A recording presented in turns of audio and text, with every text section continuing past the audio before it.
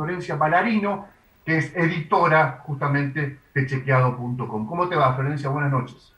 Hola, ¿cómo están? Buenas noches. Buenas noches. Te quiero preguntar, para arrancar, después se va a sumar Euge, eh, si hay una especie de ranking o si hay una especie de informaciones y de noticias que vos decís, wow, esto nunca imaginé que íbamos a tener que salir a desmentirlo o aclararlo y sin embargo tuvimos que hacerlo. ¿Cuáles son las que se te ocurren, se te pasan por la cabeza inmediatamente?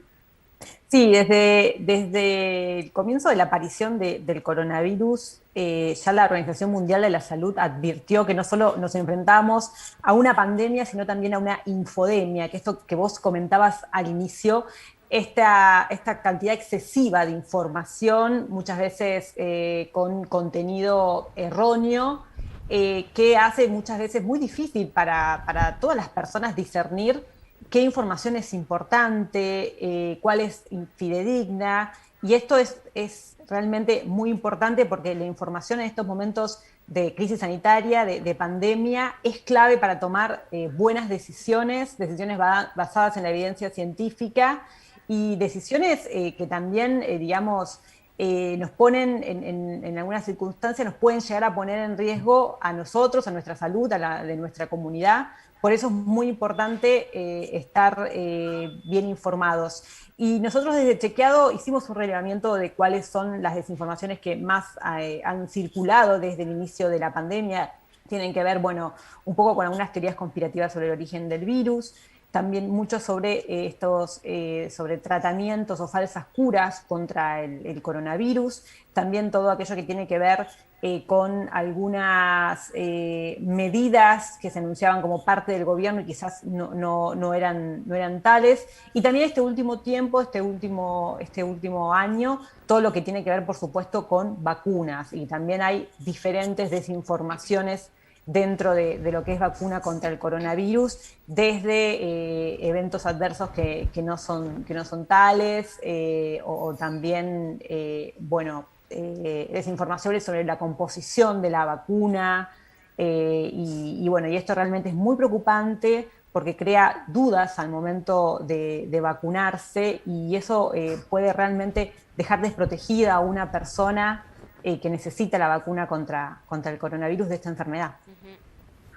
Ujú. ¿Euge?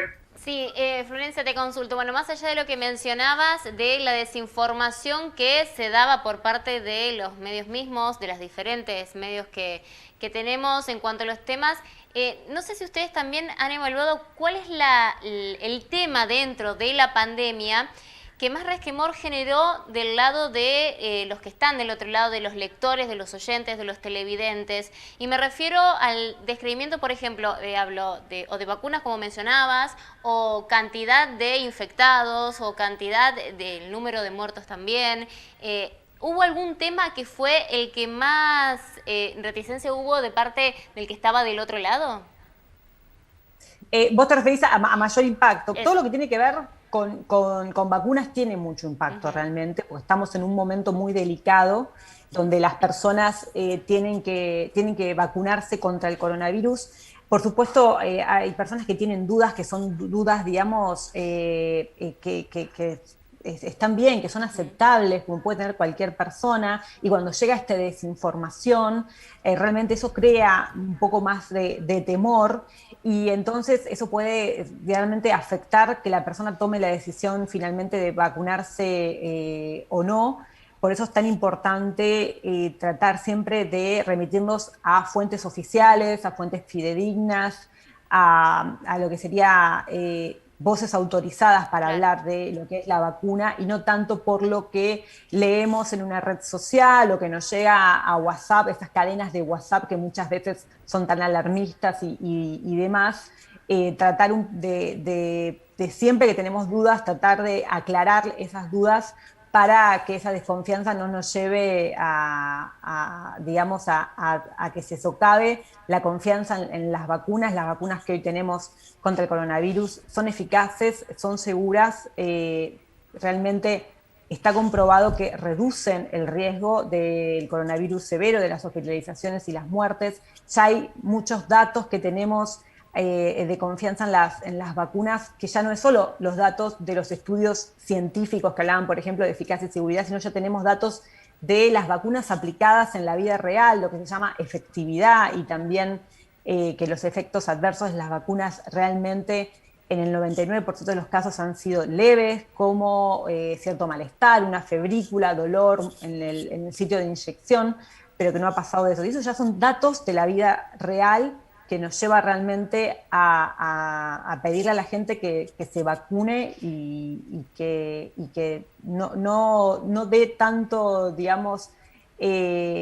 tanta aceptación o difusión a esos mitos sobre las vacunas. Ahora, en algún momento de la pandemia ocurrió que esto fue algo que lo fuimos aprendiendo entre todos, ¿no? Todos nos encontramos con esta situación y desde todos lados, incluso las mismas autoridades, iban tocando temas nuevos que nadie se esperaba tener que atravesarlos. Pero en algún momento ocurrió que era muy difícil justamente chequear porque pasaban con algunas situaciones que las mismas autoridades a veces decían y desdecían sobre un mismo tema. Entonces, tal vez en ese ir y venir de la información se generaba una confusión, tal vez sin mala intención, pero bueno, por este aprender continuo que teníamos todos. Digo, ¿en algún momento se vio eso? Sí, es que como periodistas también nos enfrentamos, yo soy periodista científica y lo más difícil de esta pandemia, el mayor desafío, fue hacer frente a la incertidumbre reinante, de que había un faltante de información, porque era un virus completamente nuevo, del que no se tenía conocimiento, desde que se desconocían muchas cosas, y que por suerte al día de hoy sabemos mucho más sobre este virus, su forma de transmisión y cómo prevenirlo, de lo que sabíamos hace un año y medio atrás. Por ejemplo, al comienzo del virus, por las experiencias previas con otros virus respiratorios, teníamos la noción de que el coronavirus se transmitía por las gotas que expulsábamos al toser o al hablar, y también por contacto con superficies contaminadas. Hoy por hoy, gracias a la evidencia científica, gracias a muchos estudios que se han publicado al respecto, sabemos que es más importante el contacto que se da por aerosoles, por unas partículas muy, pero muy, muy chiquititas que pueden quedar flotando en el aire por bastante tiempo si no ventilamos adecuadamente, si no hacemos una ventilación cruzada, esto de abrir una ventana, de abrir una puerta y que se vuelen los papeles.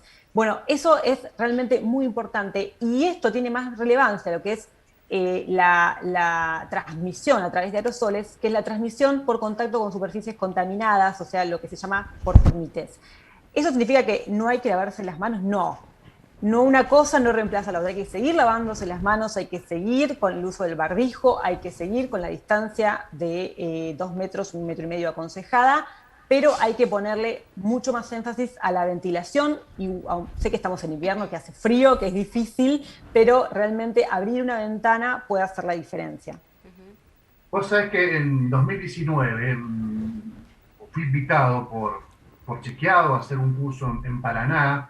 En aquel momento se hablaba del fenómeno de Cambridge Analytica y cómo había tenido una injerencia importante en el proceso del Brexit en Gran Bretaña, por ejemplo, y salió también la discusión sobre las fake news en relación a la salud pública. En ese momento estaba, ni de cerca se hablaba del coronavirus, de Wuhan, ni nada por el estilo. Y se metió una discusión acerca si se debía castigar legalmente esa difusión a partir de la libertad de expresión como un derecho universal y que debe ser respetado. Claro, porque no había realmente una situación que uno podría decir que genere zozobra a todo el colectivo de la población argentina o del mundo, porque eran casos muy particulares. Hoy tenés redes sociales que deliberadamente se crean para generar noticias falsas, muchas veces desde el anonimato, desde perfiles, si me permitís la expresión, truchos, pero también tenés a médicos por la verdad, que no se ocultan, que dicen nosotros somos esta es mi matrícula, yo trabajo acá, yo trabajo allá, y la verdad que quería preguntarte si este fenómeno de los terraplanistas, los negacionistas, es mundial o es un fenómeno que afecta más a países como el nuestro. Me refiero a Médicos por la Verdad y este ejemplo tan nefasto, esta posición tan gravosa que tienen en la actualidad. No, la desinformación en salud no es un fenómeno nuevo. Hemos visto también cuando resurgen nuevos virus o hay brotes de enfermedades, como fue, por ejemplo, el ébola en África o el Zika en Brasil, que esas nuevas enfermedades, esos nuevos virus y sus brotes fueron acompañadas también por desinformaciones, por rumores, por teorías conspirativas. Eso realmente no es nueva. También hay un fenómeno, por supuesto, que no es solo de Argentina, que es mundial, que es el negacionismo de la ciencia o, por ejemplo, también los llamados grupos antivacunas. Esos grupos realmente son los minoritarios, no representan la totalidad de la población. Por supuesto, esos grupos duros, sobre todo que se oponen a la vacunación, es muy difícil el cambio de opinión, pero yo siempre digo que hay que tratar de hablar con aquellos que tienen, por ejemplo, dudas de las vacunas, que son ese grupo realmente mayoritario y al que hay que llegar con el mensaje, ¿no? Muchas veces un cambio de opinión en los grupos de negacionistas o que tienen una posición más dura es difícil. El fenómeno de Médicos por la Verdad no es un fenómeno solamente de Argentina, es un fenómeno que nosotros lo hemos contado en varias notas. Nace en España y tiene figuras, digamos, desinformantes en toda América Latina. Y yo creo que es importante para, digamos, también para poner en contexto, tener en cuenta que cuál es la fuente que nos habla, ¿no? Porque muchas veces detrás de esto de Médicos por la Verdad, uno dice, bueno, pero si son médicos, ¿no? Si son una fuente autorizada para hablar. Bueno, la realidad es que dentro de todos los médicos, también hay algunos que son negacionistas o no están de acuerdo con algunas teorías, y realmente es muy peligroso la información que ellos están, digamos, haciendo circular. Por supuesto, cuando nos enfrentamos con una fuente de información, por más que tenga el título de doctor, tenemos que saber de quién se trata, si pertenece a una sociedad científica, si trabaja en un hospital público, en una clínica, si realmente es una persona que está en actividad. ¿Cuál es su especialidad? No es lo mismo que hable de coronavirus una persona que es especialista en enfermedades respiratorias, que es infectólogo, que es virólogo, que hable un traumatólogo, ¿sí? O sea, realmente no es lo mismo. Y después también si esta persona es muy importante si pertenece a sociedades científicas, porque eso tiene que estar regulado, si pertenece a un colegio médico, si tiene una matrícula habilitante y que está activa, si ha presentado papers en congresos, si ha publicado trabajos en alguna revista científica. Son todas preguntas que tenemos que hacernos. Yo sé que muchas veces es difícil, pero a veces también hasta googlear quién es esa persona que nos llega, para saber realmente si es un actor relevante esa persona que nos está hablando o no. Eso me parece que es sumamente importante para tratar digamos, de discernir quién es esa persona que nos habla y quién nos está diciendo.